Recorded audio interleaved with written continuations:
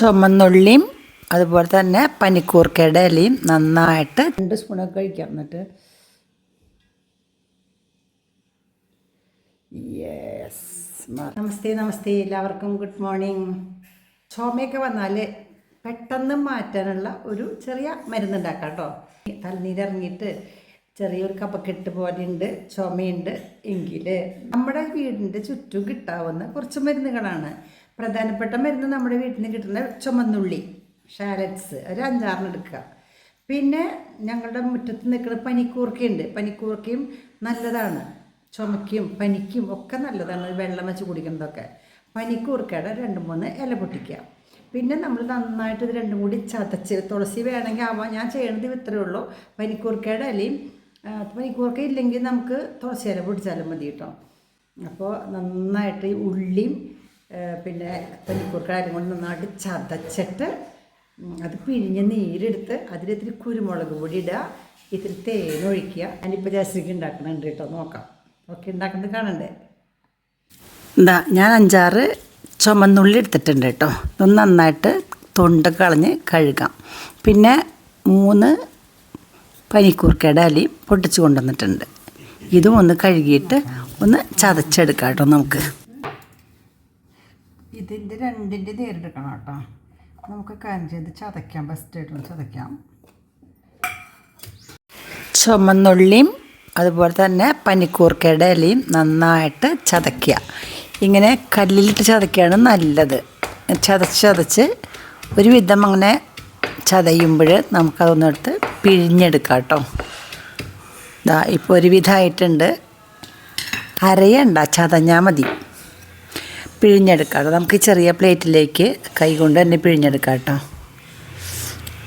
ഇതാ, പൊടിച്ചോ? കുരുമുളക് പൊടിച്ചു അല്ലേ? ഇരിക്കട്ടെ, നോട്ടെ. പാകത്തിന് പൊടിഞ്ഞുണ്ട് കേട്ടോ. അപ്പോൾ ജയശ്രീ കുരുമുളക് പൊടിച്ച് വെച്ചതാണ്. ഞാനിവിടെ ഉള്ളിയും പനിക്കൂർക്കയുടെ ഇലയും ചതച്ച് പിഴിയാണ്. അപ്പോൾ ആദ്യത്തെ ചതയലിൽ ഇത്ര നീരെ കിട്ടിയിട്ടുള്ളൂ കേട്ടോ. ഈ പച്ച കളർ ഇത് വരെ കാരണം ഈ പനിക്കൂർക്കയുടെ ഇലയുടെ കളറാണ് കേട്ടോ. പിന്നെ വീണ്ടും ചതയ്ക്കുക. ചതച്ച് വീണ്ടും ചതച്ച് പിഴിയുക. അപ്പോൾ കുറച്ചും കൂടി നീര് കിട്ടും. വെള്ളം ഒട്ടും ഒഴിക്കാൻ പാടില്ല കേട്ടോ. വെള്ളം തളിക്കുകയോ ഒഴിക്കുകയൊന്നും വേണ്ട. ഇതാ കണ്ടോ, നല്ല നീരുണ്ട്. ഉള്ളിയുടെ നീരാണ് ബെസ്റ്റാ.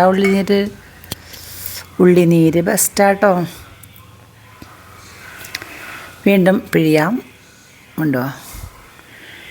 ഇത്രയും നീര് കിട്ടിയിട്ടോ. ഒട്ടും വെള്ളം ചേർത്തിട്ടില്ല. വീണ്ടും ചതച്ചു, പിന്നെയും പിഴിയാം.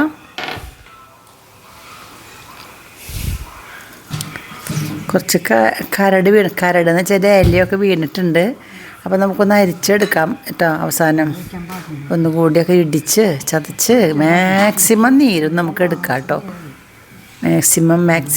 മാക്സിമം നീരെടുക്കാം. ഒരു വട്ടം കൊണ്ട് ഇടിക്കാം. ഇനി നമുക്കിതൊന്ന് അരിക്കാം കേട്ടോ. അരിച്ചില്ലെങ്കിലും കുഴപ്പമൊന്നുമില്ല. എന്നാലും അരിച്ചു കംപ്ലീറ്റ്. നീര് അടിയിലേക്ക് നോക്കൂ, ഈ കയ്യിൽ ഒരു കയ്യിൽ കിട്ടി. ഒരു 15 ml ഉണ്ട് കേട്ടോ. ശരിക്കും ഇത് 15 ml അളവുള്ള കയ്യിലാണ് കേട്ടോ ഇത്. കംപ്ലീറ്റായി. ഇപ്പം അതിൻ്റെ എല്ലാ കരടും കളഞ്ഞു. ഇനി അത് കുരുമുളക് പൊടി ഇടണം കേട്ടോ. 1 ടീസ്പൂൺ കുരുമുളക് പൊടി ഇപ്പം പൊടിച്ചതാട്ടോ അത്. കുരുമുളക് ഇട്ടു. ഇനി അതിലേക്ക് തേനൊഴിക്കാം. നന്നായിട്ട് 1 ടേബിൾ സ്പൂൺ തേനൊഴിക്കാം.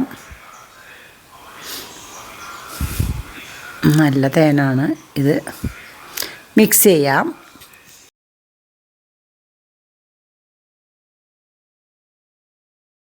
നന്നായിട്ട് മിക്സ് ചെയ്യുക. വേണമെങ്കിൽ കുറച്ചും കൂടി കുരുമുളക് പൊടി ഇടാം, നല്ലതാ. അതുപോലെ ഇത്തിരി തേനും കൂടി ഒഴിക്കാം കേട്ടോ. നമുക്ക് കുറച്ചും കൂടി നോക്കട്ടെ. ഞാൻ തന്നെ ഇത്തിരി തേനും കൊണ്ട് ഒഴിക്കാം കേട്ടോ. ഇത്തിരി കുരുമുളക് പൊടി ഇടാം. എല്ലാം ഔഷധ ഗുണമുള്ള സാധനങ്ങളാണ്. അറിയാമല്ലോ, റെസിസ്റ്റിംഗ് പവർ ഉണ്ടാവാനായിട്ട് തേനിൻ്റെ അത്രയ്ക്ക് നല്ലൊരു സാധനം ഇല്ല എന്നാണ് പറയുക. കഴിച്ചു ചെയ്യാറുണ്ട്, പക്ഷേ ഇത് നല്ലതാണ്.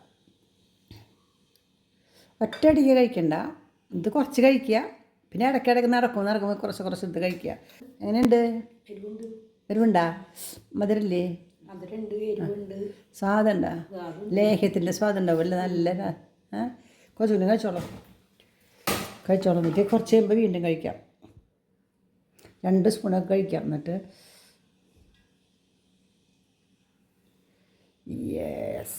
മാറട്ടെ.